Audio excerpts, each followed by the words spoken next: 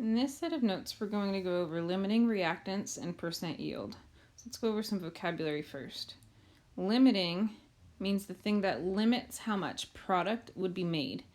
So this is going to be the reactant that runs out first. Reactants are always on the left side of a chemical equation, products being on the right side. There is a fancy term that people like to use for the chemicals being put into a reaction. Reagents and reactants, same thing. So reagent is just a fancy word for reactants, chemicals. Percents we should be a little familiar with, the part of a whole.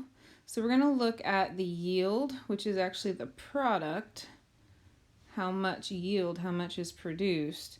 And we're going to look at how much we should have gotten. We're going to consider how much we actually got in an experiment, and we'll find out what percentage that is. This is a non-chemical based example to introduce the idea of a limiting reactant. In this case, the reactants would be the bolts, washers, and nails. Suppose a box contains those things. How many sets could I make? So the sets would be the products. How much are we making? The ratio here is that a set has to have one bolt, 2 washers, and 1 nail. So how many sets could we make? So if we let the bolts be the limiting reactant, since I only need 1 bolt and I have 87, based on the bolts, I could make 87 kits if I had unlimited other resources. If I looked at the washers, with 110 washers, but I need sets of 2, so I'm going to have to do 110 divided by 2. Based on the washers, I could make 55 kits.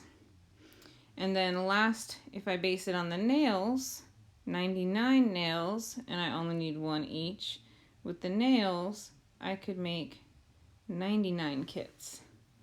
So what's the lowest number? The 55 washers. Once I put together 55 kits, I have no more washers. So how do I make kits without washers? I can't. So how many sets? 55. And why? Because the washers ran out. So the washers would be the limiting reactant in this example. So let's put that example in terms of actual chemicals or reactants now. What we're going to have to do is calculate how much product. So the product in the last example were those kits. And so we looked at how many kits we could make. And when we do it with chemicals, instead of just the number of kits, we're actually going to look at the grams of product.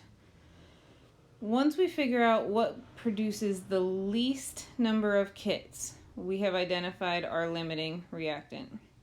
And so whatever one produces the least product is going to be the one that runs out first. So we're going to go based on that mass. So let's look at an example that actually has the grams of a substance involved in a chemical reaction given, and then we're going to try to figure out the amount of product made. So in this example, what is the maximum mass of sulfur dioxide that can be produced by the reaction of 95.6 grams of carbon disulfide and 100 grams of oxygen? So we have the balanced equation, or unbalanced actually, equation given. CS2 plus O2 yields, that should be an arrow, CO2 plus SO2. So the first thing that we need to do is balance the equation. Let's fix that first. So there is 1 carbon on each side, which is good. I have 2 sulfurs on the left and only 1 on the right, which is a problem. And then I have 2 oxygens on the left, but a total of 4 on the right. So I have to fix both the sulfur and the oxygen. So let's start with the sulfur. If I have 2 sulfurs on the left, but only 1 on the right, I'm going to need a coefficient of 2 in front of the SO2. That's going to now make it so that I have 4 oxygens just in that part of the reaction, but I also have 2 coming from the CO2, so that's a total of 6 oxygens. On the left-hand side, they come in pairs, So I'm going to say I need 3 pairs to balance my oxygens. So there we have our final balanced equation. So let's look at this overall big picture of what work we're going to have to do, and then we'll go through it step by step. What it gives you in the question is 2 different amounts of reactants. What it asks you to figure out is how much the mass of the sulfur dioxide. So I am starting with my amounts of reactants and using each one to calculate a mass of sulfur dioxide. Since it gives you 2 amounts of reactants, you cannot assume that the lower number is the one that will run out first, because our molar masses are a factor here. So instead, what we have to do is take each of the reactants given and calculate the amount of sulfur dioxide each one would produce. Once I get to this point, I can figure out the limiting reactant, which reactant is limiting. There is no shortcut. You have to go through 2 stoichiometric calculations, one for each reactant. Only once you have the mass of the product can you identify the limiting reactant and answer the question. So now let's walk through the stoichiometric calculations themselves. So the first one I'm going to go through is the 95.6 grams of carbon disulfide. So I'm starting with 95.6 grams of CS2, which of course you can put over 1 if you'd like. So that's in the numerator. Now, based on dimensional analysis skills, stoichiometry skills, whatever units I have on the top, the grams of CS2, I want to put those units on the bottom, the grams of CS2. So I'm trying to get to a mole ratio, always trying to get to a mole ratio whenever I want to convert from one substance to another substance. So how do I convert from grams to moles? That's going to involve the molar mass. We know that 1 mole is equal to the molar mass of a substance. So that's this conversion factor. 1 mole is equal to the molar mass of the CS2. So if I add up the mass of carbon and 2 sulfurs, I'm going to get 76.2 grams. And then I'm going to set that equal to 1 mole.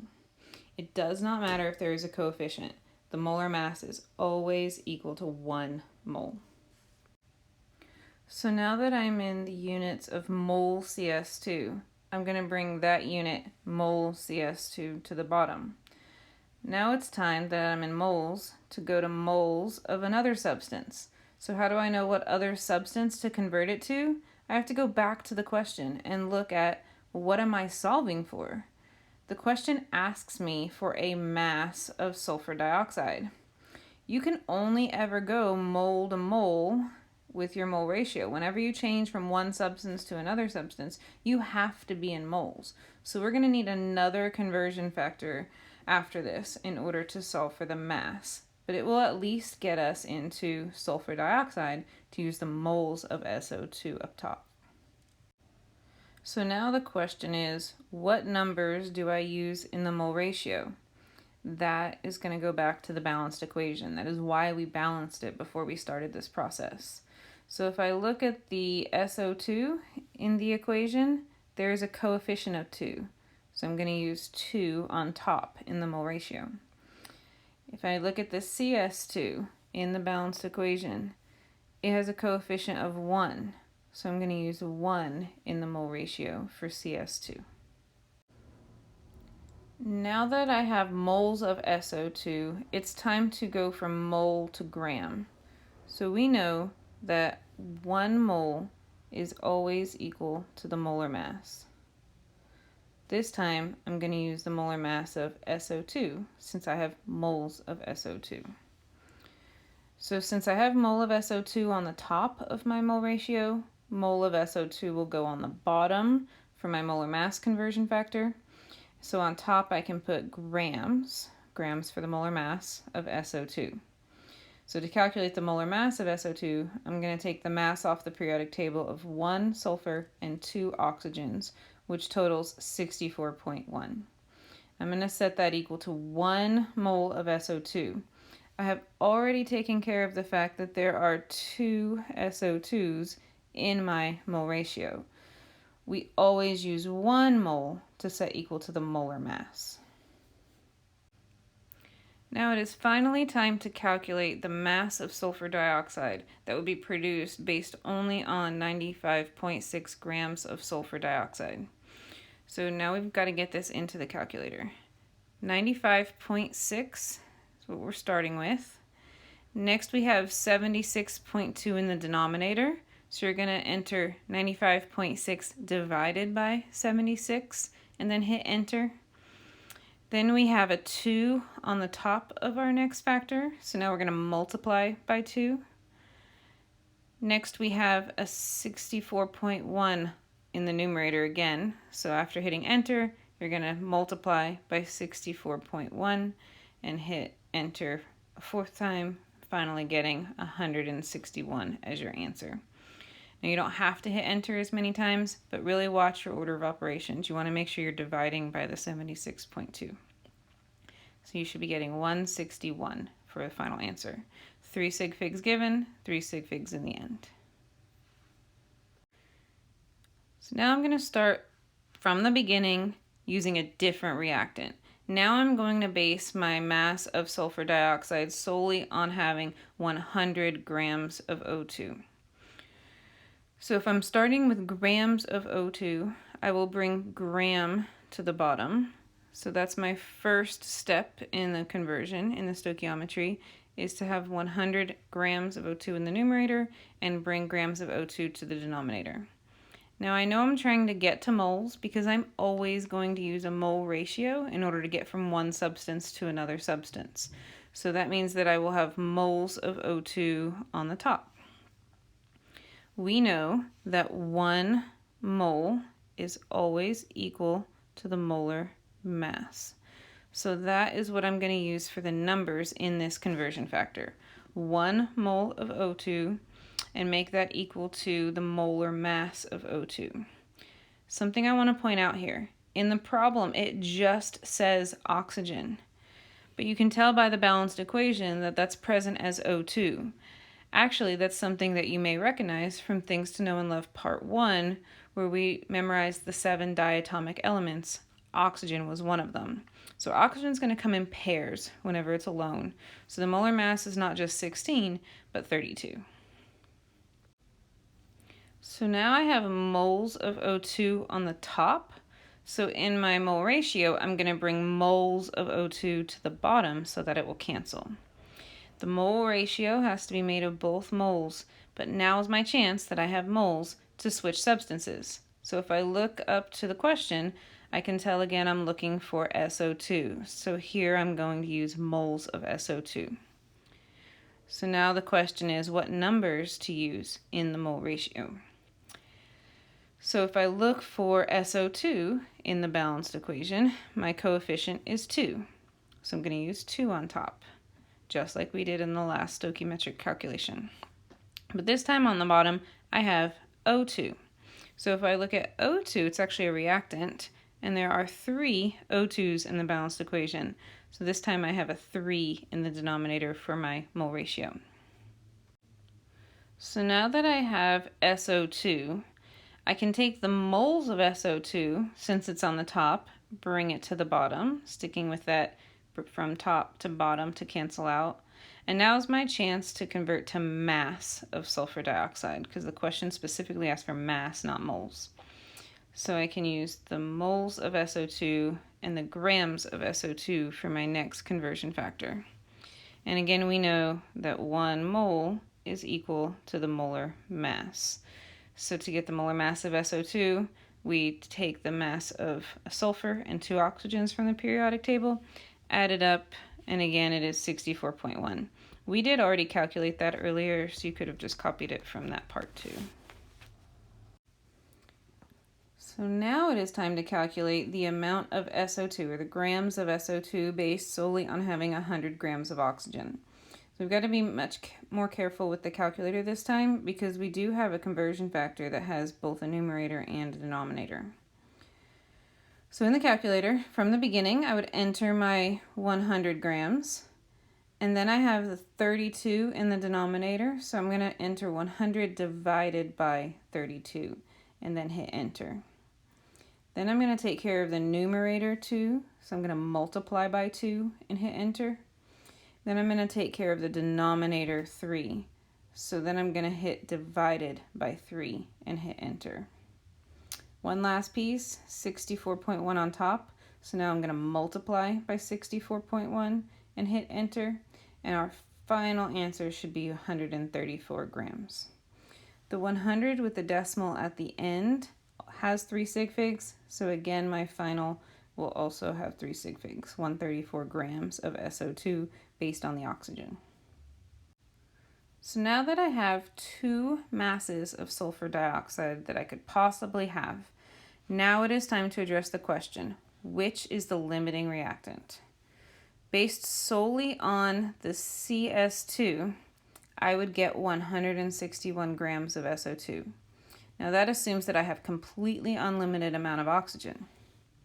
On the flip side, if I base it on the oxygen, assuming I have completely unlimited CS2, I would get 134 grams of my SO2. The answer can't be both. So which one is it? The answer is always the lower number, the 134 grams of SO2. What happens is once I make 134 grams of this product, I am out of oxygen. How can I make SO2 without the O? You can't. You can't make a ham and cheese sandwich if you're out of ham. You can't make those kits of the washers and bolts if you're out of washers. Once you're out of a reactant, there is no more. I can't make 135 grams, forget 161 grams. That's never going to happen because I'm out of oxygen. So the limiting reactant is the O2, and the answer to the question, what is the maximum mass, is 134 grams of the SO2. It is a little confusing, and I think they do this on purpose. The question says, what's the maximum mass? It's misleading because maximum you think would be the highest number. But it's the highest number that's actually possible. At 134 grams, I am out of oxygen, so that is the maximum mass available.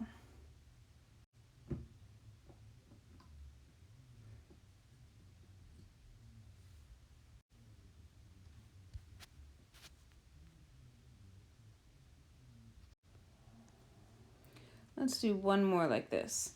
So this is going to be a hydrocarbon combustion reaction, always producing CO2 and H2O. So the first thing that we need to do before we get to the math is balance the equation. So for hydrocarbon combustion reactions, I always do carbon, then hydrogen, then oxygen. So carbon first, 1 on the left, 1 on the right. That's good. Onto our hydrogens. I have 4 on the left, but only 2 on the right. That's a problem. So if I have 4 on the left, how can I get 4 on the right? Well, I would need 2 water particles. That's going to then create 2 oxygens based on the water. There's another 2 in the carbon dioxide, so now I have a total of 4 oxygens. On the left-hand side, they come in pairs, so I'm going to need 2 pairs to get up to 4 oxygens. And there we have our balanced equation. So let's look at the general setup of this again before we get into the stoichiometry. The 2 reactants that it gives me mass of, 8 grams of the CH4 and 42 grams of the O2. So that is what I am going to start both calculations with. How do I know what I'm calculating for? That's the beginning of the question. What mass of CO2 could be formed? So in the end, I want grams of CO2. I have to do both calculations completely independently so that then I can address the limiting reactant part of the question. So for the stoichiometric calculations, I am using molar mass to get from gram to mole. I have my mole ratios in the middle of these calculations, then again using molar mass to get from mole back to gram, but this time of a different substance. So it's the same setup stoichiometry-wise that we've been doing. So let's go through the stoichiometry for each calculation. Starting with the methane, the CH4, if I have 8 grams of CH4 on top, I'm going to put grams of CH4 on the bottom. Now I'm going to convert to moles because we know that 1 mole is equal to the molar mass. So that's going to get me from grams to moles. So it's always 1 mole. And then the 16 is what you get if you take the molar mass of 1 carbon and 4 hydrogens and add it together. 12 plus 4, basically 16. So now I have moles of CH4 on the top. So I'm going to bring moles of CH4 on to the bottom of the next conversion factor. Once I'm in moles, I can bring in my mole ratio. I'll have to go mole to mole if I'm using different substances. Where do I get the numbers from for the mole ratio? Always balanced equation. So for CO2, I can see that there's no number in front of it, so the coefficient is 1. And then for CH4, it actually also has a coefficient of 1. So the mole ratio here is 1 to 1. So now that I have carbon dioxide, or CO2, I'm going to use my mole being on the top of that conversion factor to direct putting the mole of CO2 on the bottom of the next conversion factor. And here's my chance to go to grams because I know 1 mole is equal to the molar mass. So I'm going to find the molar mass of CO2 by adding up 12 plus 16 plus 16, 1 carbon plus 2 oxygens, and that's going to total 44. And the molar mass is always equal to just 1 mole. So now I have all of my steps set up. Time to plug it into the calculator. So I'm going to take my 8 that I started with, divide it by 16 because it's on the bottom, and then the next real number is the 44, it's on top, so you're going to multiply by the 44, and you should get 22.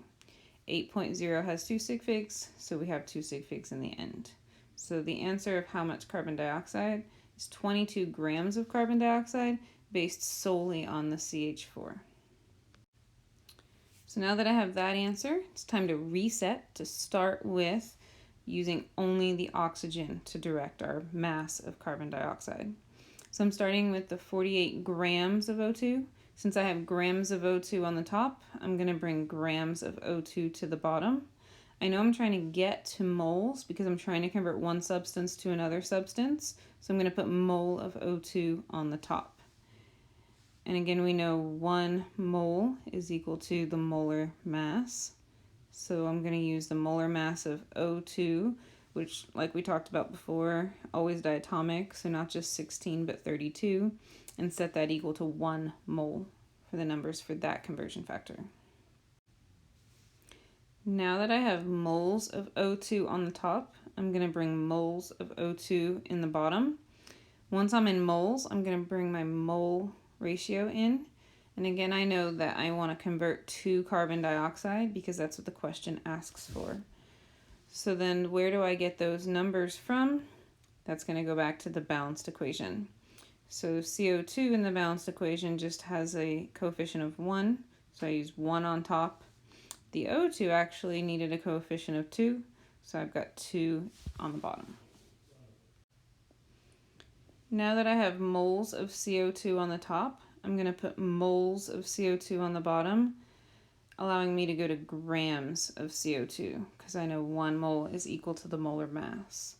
So the molar mass of carbon dioxide that we calculated before was 44, 1 carbon and 2 oxygens added together, and set that equal to 1 mole always. Now time for the math on the second part. Starting with the 48, I'm going to divide by the 32 because it's in the bottom. I'm going to make sure I hit enter because our next one, we're dividing by 2. If you don't hit enter and you try to do 32 times 2, then you're going to end up multiplying the 48 by the 2. So watch your order of operations there. The way I would enter this is 48 divided by 32, enter, divided by 2, enter, and then finally multiply by 44 and hit enter, and you should get 33. There are other ways to use parentheses and stuff to get your order of operations to work out. Just make sure you're getting 33 so you know that you're entering it correctly. So now that we have our two final answers, 22 grams of CO2 and 33 grams of CO2, based separately on the methane and the oxygen, we want to figure out which reactant is limiting. So you always go by the lower mass. Always, always, always go by the lower mass. Because what happened is once I made 22 grams of CO2, I am out of the CH4. If I have no C, how can I make CO2? You can't. So the thing that ran out is the limiting reactant, so that would be the CH4. And then to answer what the mass of CO2 is, it's the lower mass, 22 grams of CO2. Then I'm out of carbon, so I couldn't even make 23 grams. Forget 33 grams, 22 grams. Final answer.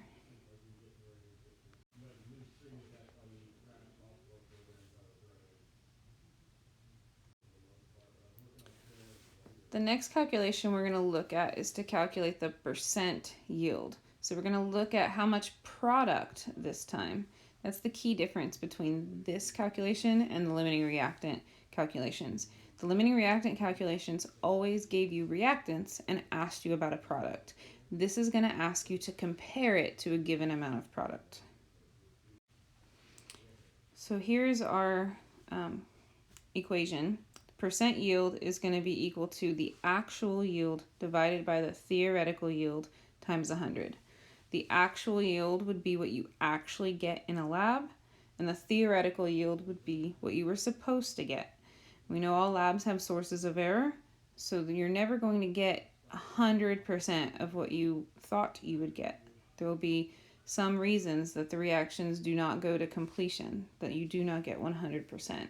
So this calculation allows us to figure out how much of it we got compared to how much we were supposed to get. How good was the reaction? So to define these pieces, the actual yield divided by theoretical yield, the theoretical yield is always going to be calculated. They are going to give you an amount of reactant, and you are going to then calculate how much product using stoichiometry, using the conversions that we just used for the limiting reactant questions. The actual yield is always going to be given. Always, always, always going to be given. Because how else would we know what to compare it to? So whenever they give you the amount of product, that is by definition the actual yield. So let's look at an example. The question says we have a 10-gram sample of NaCl. So I want to look at my balanced equation. I can tell that NaCl is a reactant. Then it goes on to say that it reacts with KBr, but it doesn't actually give us any information about KBr. It's excess, it's just extra. We're not really going to use that for much. But it does give me a number associated with KCl. Now KCl is a product. So that 11.2 grams, whenever they give you an amount of product, you should automatically know that that is your actual yield. So then our quest next is to find the theoretical yield. So to find the theoretical yield, I want to look at how much reactant would have been converted into the product. We do want to use the same product that they give for the actual yield so that we can do that percentage calculation next. So what we need to do now is convert grams of NaCl into grams of KCl. Notice the grams of KCl is what was given as the product. So now we're going to calculate the grams of KCl based on the reactant, assuming no sources of error occurred in the lab. So now let's go through the stoichiometry calculation. So I'm going to start with the amount of reactant, the 10 grams. For the calculated part of this, you always start with reactant and go to product. So I'm starting with the 10 grams of NaCl. Because I'm trying to go from reactant to product, or go from one substance to another substance, I know that I'm going to need a mole ratio. So first thing I want to do is go from grams to moles. Well, what's our go-to move for that? I know that 1 mole is equal to the molar mass. So since I have grams of NaCl on the top, I'm going to put grams of NaCl on the bottom and moles of NaCl on the top. I'm going to calculate the molar mass of NaCl by adding the mass of both sodium and chloride together to get 58.44, and then set that equal automatically to 1 mole.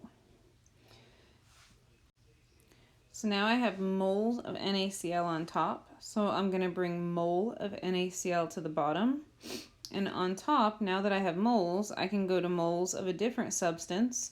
The substance that we're trying to compare to is the KCl, so I'm going to put moles of KCl on top. So then the question becomes, where do the numbers come from for the mole ratio? And the answer is from a balanced equation. Something we probably should have checked before we started this, is this equation balanced? And actually, since I don't see any subscripts, I know that I wouldn't have needed any coefficients. So I do know that this is balanced. And if you check, it is. There's one of everything. There's 1 sodium on the left, 1 sodium on the right, 1 chlorine on the left, 1 chlorine on the right, and so on. So my mole ratio is just 1 to 1. So now that I have moles of KCl on the top, I'm going to put moles of KCl on the bottom. The question does have grams of KCl given, so that's what I want to convert to so I can set up my percentage. So I'm going to use grams of KCl on top. And again, we know the molar mass is equal to 1 mole. So if you add the molar mass of potassium and chloride, you get 74.5 grams, and that is always equal to 1 mole. So now it's time to punch this in the calculator now that we've got it all set up. So starting with the given 10 grams, we're going to divide by 58.44 since that's in the denominator. Then we're going to multiply by 74.55 since that's in the numerator, and you should get 12.8. 10.0 has 3 sig figs, so does this answer. So again, what did we just calculate? When we figured out based on 10 grams of sodium chloride, that should, keyword, produce 12.8 grams, we found the theoretical yield. This is how much should occur, how much we should get. But we didn't get 12.8 grams. It says that we only got 11.2 grams.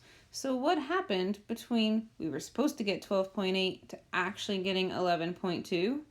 Sources of error. There are things that occur in a lab that decrease how much product is actually produced. The question now is, what percentage did we actually get? So now it's time to use the new percent yield formula. So the formula is actual yield divided by theoretical yield times 100 to give percent yield. There is another term for actual yield that you see on the slide here. Some people call it experimental yield. Basically, on top, you're putting what you got in the lab. I've also seen it called the lab value. So whatever you really got in the lab, whatever the actual experiment produces, goes on top. That was the 11.2. And then on the bottom, you're going to put what you were supposed to get, what you calculated based on the stoichiometry from before. So that's where we got the 12.8. So then if you do 11.2 divided by 12.8 and multiply that by 100, you're going to finally get our percent yield, 87.5%. So that was actually a pretty decent experiment. We got 87.5% of the product that we expected to get. The higher this percentage, the better the experiment, which is actually a direct complement to percent error, which basically tells us how far we're off or how much it's messed up. So the percent yield with the percent error should be 100% total. This is how good the lab was, whereas the percent error gives how bad the lab was.